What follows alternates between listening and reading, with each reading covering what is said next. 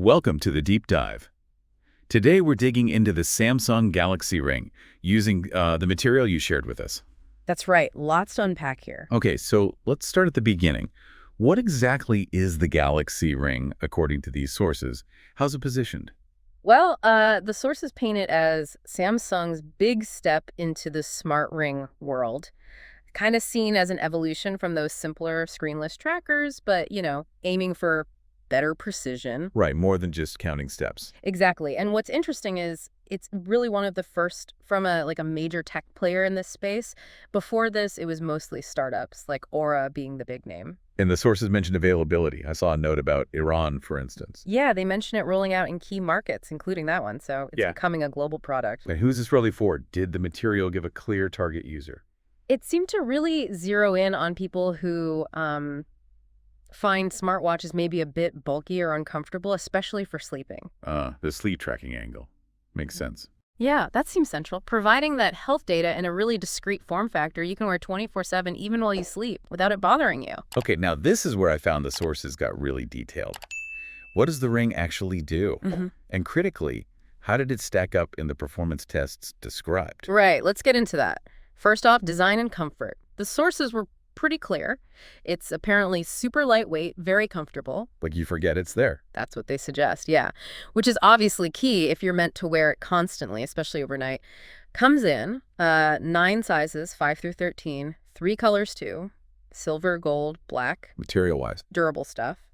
Titanium body, so it should resist scratches pretty well. And it's got solid water resistance ratings, 10 ATM and IP68. Looks like, basically like a normal ring. Jewelry-like. So it blends in. Okay, what about setting it up? Simple. Seems so. Standard Bluetooth pairing with the Samsung wearable app. The sources mention the app actually guides you on placement. Yeah, there's a little nub for the sensors, and it tells you to put that under your finger for the best readings. Got it. Okay, physical stuff covered. What about the tech inside? The sensors doing the work. It's got the key ones you'd expect. An accelerometer, naturally, for movement steps, running, that sort of thing. Standard. Then there's Samsung's own optical sensor for heart rate. And importantly, a skin temperature sensor. And that's used for? Mostly for the sleep analysis, according to the sources. Apparently gives quite detailed insights. Oh, and also for tracking menstrual cycles. Okay, so the sensors are there. Yeah. But here's the million-dollar question the sources raised. Accuracy. How reliable is that data? Yeah, this is where things get a bit mixed based on the reports. Sleep tracking performance, consistently highlighted as very good. Really good. Yeah, like potentially even flagging early signs of snoring. Yeah. And this is big, but the accuracy for stress level assessment and just basic step counting, not so great, apparently. The sources noted it wasn't reliable or consistent, especially when they compared it directly against a smart band they tested. That's significant. Good at sleep, less so elsewhere. What about workouts? It has automatic workout tracking, but you need to enable it first. It's an option. Okay, so that discrepancy is interesting. Excels at sleep, it's likely core focus, but falters a bit on other common metrics. Now, what if you're already deep in the Samsung world? Using a Samsung phone, any perks there? Oh, absolutely. The sources make a big point of this. Huge advantages if you're in the ecosystem. Like what? Exclusive features. Gesture support is one, like double tapping your thumb and index finger together can trigger actions, taking photos, silencing alarms, stuff you customize in the app. Handy. And a Find My Ring feature uses a map and flashing LEDs on the ring itself to help you find it if you lose it, which honestly sounds pretty essential for something this small. Yeah, I can see that being used. And what if you have a Samsung Watch too? Then you can actually split the workload. The sources suggest using the ring maybe just for sleep, and the watch for heart rate and activity during the day could help battery life on both. Clever. Plus, you get Galaxy AI analysis in Samsung Health. It crunches all that data, sleep, heart rate, activity, gives you recommendations, and this energy score from 0 to 100.